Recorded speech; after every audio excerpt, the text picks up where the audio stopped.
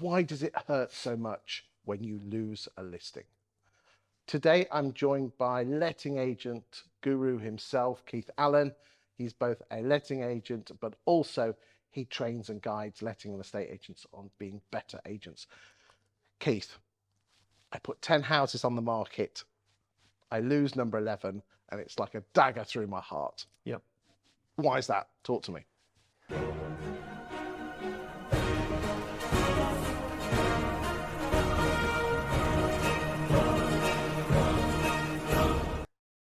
Okay, so this is a very, very common one. Basically, no one wants to feel like they haven't achieved the outcome. So I think I've spoken to you about this briefly before, but so the process I use, I call it a mindset, is fully committed, but not attached to the outcome. But in actual fact, that has to come with two other parts to it. Know your outcome, always be closing, which is always be selling, or always be curious, or always be converting, one of them.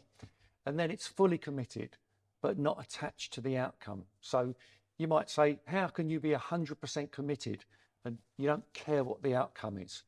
That's the trick. That's the game. It's a paradox, isn't it? Yes, 100%. But it's the one thing that I've learned, especially with many estate agencies, is that the type of personality type they tend to be I type, on the disc profile, which means they're outward going people. Yep. They love everyone to love them, and their biggest fear is rejection. Yep. And it's the rejection that, oh my God, they don't like me, they hate me, they like someone else better. Yeah. And then they blame themselves and they go down their dark little alley. Yep.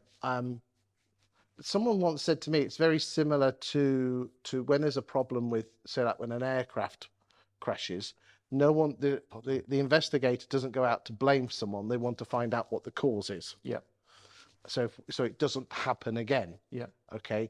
And I think that's where a lot of letting agents is, that it's the process of what did I do before me and my team do before the valuation, the process. Because at the end of the day, if you lose a listing, it's your responsibility. It's because the other agent did something better. Yep. What could you done to have been as good as them, if not better? Yeah. There is a way of circumventing this. Go on. So, okay, so if you get the deal, you feel good. So what can you do before you actually go there to get that feeling of getting the deal? It's mental rehearsal. So you can be fully committed and not attached to the outcome. One of the ways of doing that, obviously being competent, but doing some mental rehearsal as if you've already got the deal before you get there. Expand. You might see yourself going to the property. One of the things you can do is looking at the outcome. So what would the outcome look like? It might be the client signing your terms and conditions. It might be shaking hands. It might be smiling together. But you create a picture of the outcome you desire. It's got nothing to do with your transaction or your market knowledge. This is just a picture of the outcome. Isn't this all flowery, fluffy stuff? 100%. But you ask the best agents, the best business people, the best politicians, the best actors, they all do mental rehearsal. What about the process itself, about bettering your process? Because at the end of the day, you can always do the manifestation, which is, I think, what you're trying to say here. I'm used to using the word manifestation. I've got it, I've already won it. But surely as an estate or letting agent, I need to have the process. Right. So in regards to saying, I've got the deal, that has no power. If you actually create an image of you, you might be standing there, smiling, good eye contact, good posture, seeing yourself with the client. How do you look? The best version of you. That is more about the mental rehearsal or visualization. You can't do it by just saying that. You have to create the picture. Okay, but what about the actual physical process? It's all very good saying, yeah, I'm looking good, I'm magnificent, I'm strolling around. Right. Come on, let's get some meat on the bones, mate. Yeah, absolutely. So obviously you have to have transactional knowledge. So you have to be able to articulate clearly to the client how the transaction's going to work. I haven't got to the sales part of it. So obviously you have to sell into their primary needs. So I always say it's 10% transactional knowledge, 10% market knowledge. Obviously, you need to know your pricing and your valuation and local activity. And then it's 80% psychology. It's the relationship you build, which exactly feeds into the mental rehearsal part. So what does that look like? So I can imagine myself walking around smiling, talking to the client, potential client, but okay, and I hear about the transactional knowledge about Yeah. the process of putting a house on the market for sale or rent, and I can talk about the market knowledge. Where's this 80%? What are you envisaging, or what are you doing? Okay. So I'll take this one step further, hopefully Please. not too far out there. No, we've got another 5 minutes. Come So, on. so what is the deepest human need? To be loved.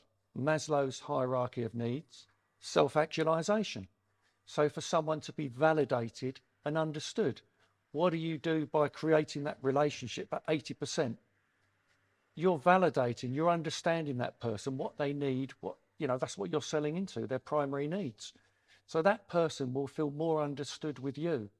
That is the psychology part of it. That is the relationship part, which is 80% of the deal. You can be brilliant at the transaction. You can be the best agent in town.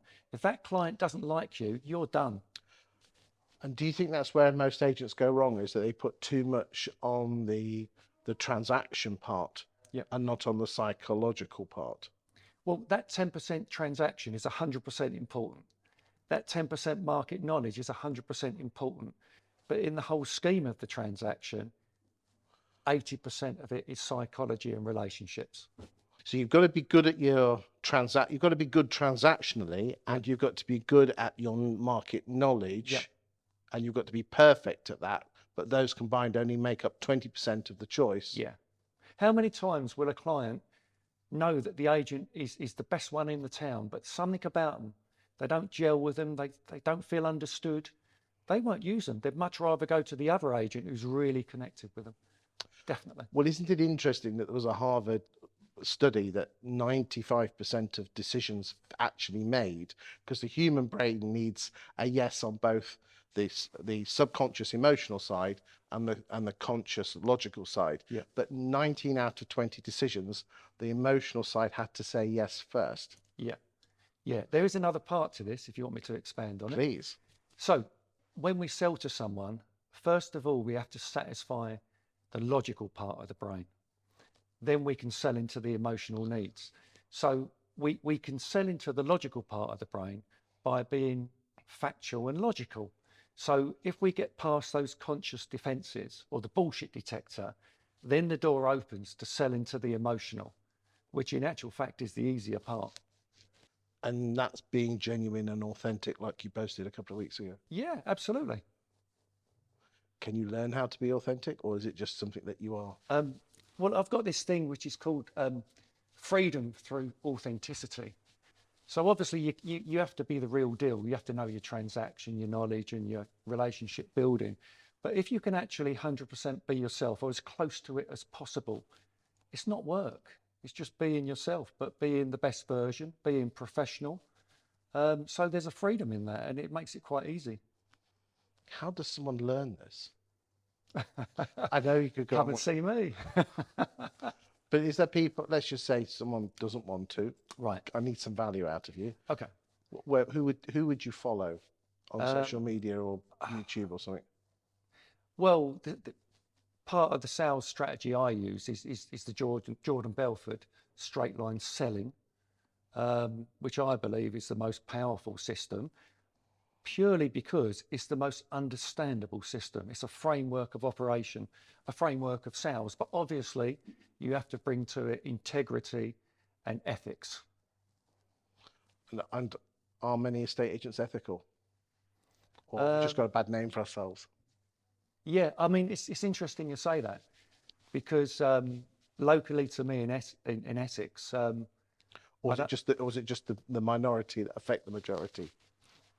Yeah, Sorry, maybe we hear more about that. Yeah, yeah. But in Essex, definitely there's a problem with it. Maybe it's a national thing, but one thing I have been pleased about is in the online world, I think because everybody has to post and actually put it down in writing, it seems that the standard of agents in the online world is actually better than it is in the real world.